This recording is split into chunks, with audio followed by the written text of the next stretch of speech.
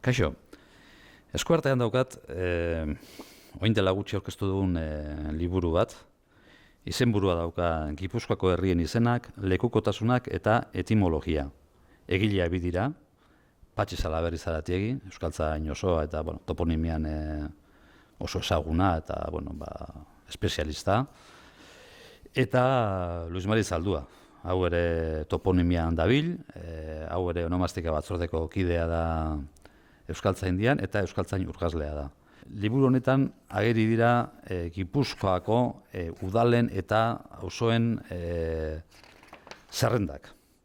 Eta zerrenda horretan ze informazio ematen da. Ematen den informazioa alde batetik da izen ofiziala, nola deitzen den, baina hori da gauzarik simpleena.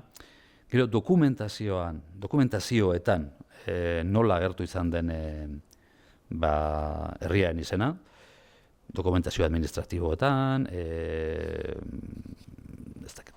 esku izkribuetan, gutunetan, eta bar. Gero, euskal testuan, euskal literaturan agertu bada nola agertu den eta noiz agertu den, hori ere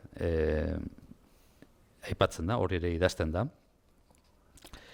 Gero, ebakera edo ahoskera, nola ahoskatzen den herriaren izena, eta baita ere etimologia.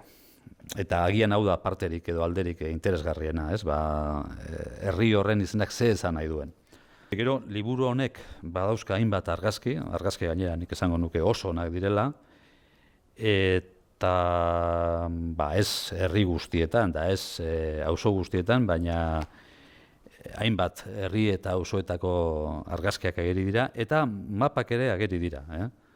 18. mendean egindako mapak, Espainiako liburutegi nazionaletik atereak, berari eskatu ondoren, eta uste dut, ematen diotela liburuari, esango nuke dizdira berezi bat, eta bestalde, liburua ere irakurterrazago egiten dute, hemen gauza asko dokumentuak eta gauza oso teknikoa dira, meta hizkuntza asko dago hemen.